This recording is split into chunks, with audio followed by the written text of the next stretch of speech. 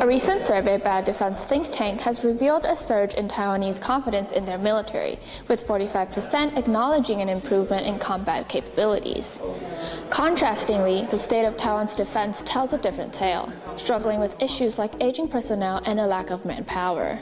In the shadow of China's intensifying threats, one important question arises: how can the Taiwanese effectively enhance their civil defense readiness? Addressing these concerns, we asked Enoch Wu, founder of the Forward Alliance, a Taiwanese NGO dedicated to national security, about the prospects of enhancing civil defense capabilities. All of the major milestones in Taiwan's democracy and in Taiwan's improvement and in Taiwan's progress has been a result of civil society mobilizing and pushing for change. And national defense, in my mind, is no different. We're already seeing a movement of community leaders, NGOs, local groups in trying to get involved in promoting resilience, in bettering our community. Of course, we all see what's happening internationally. But the movement that we're seeing, this emerging movement where every citizen feels that we have a role to play in bettering Taiwan, in keeping Taiwan a safe and democratic and prosperous place, speaks to the sense of citizenship that exists in Taiwan society. Cross-strait tension has always existed.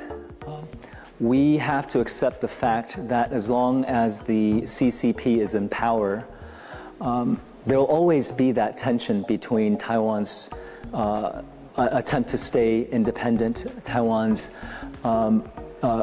need to remain, to protect our autonomy, and China's vision, or the Beijing's vision, for subjugating Taiwan, right? And so, living with that constant threat and constant tension, we know that the most we can do is to be better prepared, because in preparation, we have the best chance to deter conflict and to preserve peace. Civil defense as a concept is much broader than firearms.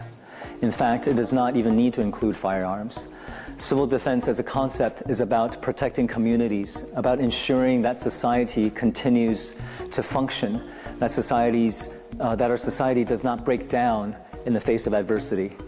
The idea is that when disaster strikes, we must rely on everyone in society to play their part in helping each other. And that approach requires practice, because it requires all groups working together, practicing during peacetime. I think that's the biggest challenge to civil defense currently as it exists in Taiwan. Making sure that all the groups come out, making sure all the groups are motivated and understand their roles. What we need to understand is the general public is more than willing to take part.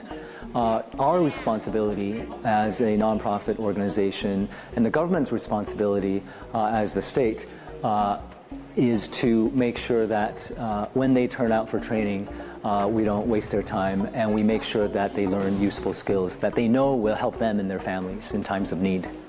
As the tension across the Taiwan Strait continues to escalate, fortifying civil defense is increasingly essential to equip Taiwanese citizens for any potential crisis.